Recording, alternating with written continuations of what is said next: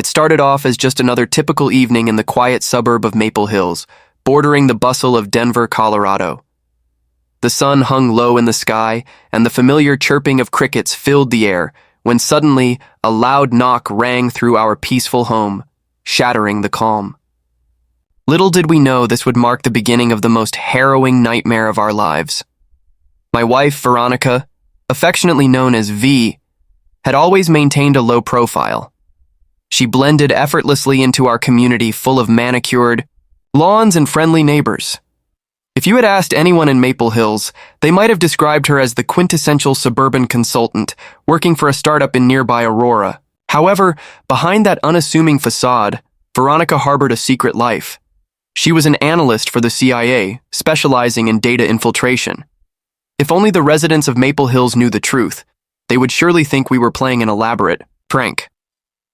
But on that fated day, as I opened the door to two men clad in crisp Navy uniforms, everything changed.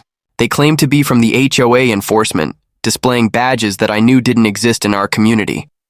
I had lived there long enough to understand that the Homeowners Association was run by a small board of volunteers, with no security force, and certainly no arresting powers. My heart raced with confusion and concern. "Mr. Pearson," one of them said sharply, "we need to speak with your wife. There's been an egregious breach of neighborhood rules and she's responsible." I hesitated. How could they accuse her of anything? Before I could process the situation further, they insisted on speaking with V, who was blissfully unaware of the brewing storm, busy in the kitchen preparing coffee. "Gentlemen, I think you're mistaken," she said, stepping into the foyer, with flour dusted on her apron. The moment was opened for chaos. They wasted no time accusing her of unauthorized surveillance equipment in the neighborhood, but I watched her closely, recognizing that calm demeanor, the same one she wore during high-stakes missions for the CIA. "Let's step outside and discuss this," she suggested evenly, but they weren't interested in conversation. "You're under arrest," they sneered, shoving her out the front door. Every fiber of my being screamed to protect her. "Stop! This is kidnapping!" I shouted as their hold on her tightened. But I realized they were underestimating her. V wasn't panicking. She was gathering information, mentally cataloging everything. Their heights, the logo on their uniforms, every small detail that could unravel their deception. Neighbors, drawn by the commotion, began emerging from their homes, concerns etched on their faces. I felt the heat rising within me, rage igniting as I saw V being treated like a criminal. Those once peaceful roads were now echoing with whispers and fear. "Domestic espionage," they muttered, spouting absurd allegations as they pushed my wife toward a vehicle displaying a makeshift HOA enforcement decal. Panic bubbled within me as I noticed their eyes flicker with uncertainty, recognizing the gravity of their situation. Just then, my phone buzzed, a number I didn't recognize lighting up the screen. I answered it, heart pounding. It was Margaret Hall from the CIA's Rapid Response Unit. "Mr. Pearson." Her voice was calm but urgent. "Do not be alarmed. Keep them in sight. Agents are en route." The world felt surreal, blurring between a mundane evening and an escalating crisis. My instincts kicked in and I desperately devised a plan to stall for time. I stepped in front of the SUV as it revved its engine, blocking their path. "You can't drive away," I declared, adrenaline coursing through me. They were moments away from vanishing with my wife, yet I was prepared to risk anything to save her. The driver slammed the brakes, the rubber screeching against the concrete. "Stay back! This is official HOA business," one of them barked, irritation lacing his words. Before anyone could react, sirens blared in the distance, an unmistakable sound that sent a cold thrill down my spine. It wasn't the yelp of a local police cruiser, it was the sharp wail of an unmarked government vehicle. Out of the corner of my eye, I saw sleek SUVs approach, each one displaying government-issued plates. The scene unfolded in slow motion as agents poured out of their vehicles, each one trained for precision. Leading them was Margaret Hall, a name I had come to associate with strength and authority. She raised her hand, signaling the neighbors to step back, and within moments the atmosphere turned electric. "Vehicles are surrounded," she commanded, and I knew then that this was not just about fake HOA cops. It was about something much bigger. The The two impostors abandoned their bravado, realizing their facade was crumbling before their eyes. "On behalf of the United States government, you are under arrest," Margaret stated, her voice unwavering. As our enemies were dragged from the SUV and slapped in handcuffs, the change was palpable. Two men who had walked in, pretending to be authority figures, were now exposed and trembling. Their thuggish demeanor evaporated completely, but what came next plunged us deeper into the unknown. Margaret turned to me, her face serious. "We've been tracking a network of con artists posing as local officials," she explained quietly. "What we didn't expect was for them to attempt a kidnapping in broad daylight." Shockwaves coursed through me as I began to grasp the gravity of our situation. Real police arrived, marking their presence with flashing lights and a controlled calmness, cordoning off the area. As the chaos evolved, neighbors stepped forward, each sharing their encounters with the fake officers, bewilderment coloring their expressions. Took charge, engaging Bradley and Kimball, determined to pry loose more information. They stonewalled her, but I watched with admiration. She was formidable, even in such a bizarre predicament. Then came the twist no one saw coming. An agent approached, white as a ghost. "We've found something in the SUV," he said urgently. The words hung in the air as if they were laden with an impending danger. "No," Margaret said, her voice reflective of a heavy realization. She motioned for the bomb squad to sweep the area. What could they possibly have planted?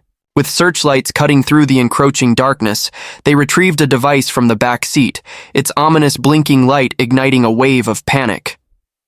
"Possible explosive or tracker," the agent shouted, a warning that sent ripples of fear through our neighbors.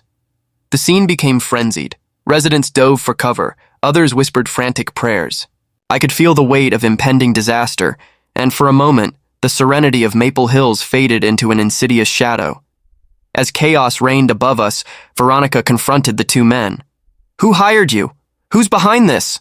she demanded, her voice steady despite the fear swirling around us. Bradley's eyes darted, but he refused to speak. Kimball, on the other hand, stammered about being just hired for a job, a statement that rang hollow against the weight of looming suspicion. Amid this turmoil, I watched a new resolve emerge within our tight-knit community. Conversations began to stir, neighbors banding together, forming a human barrier against the absurdity we faced. Then, Margaret leaned in closer and whispered, "I have to leave town immediately. This situation is bigger than we realized." She looked into my eyes, and I felt the gravity of her concern.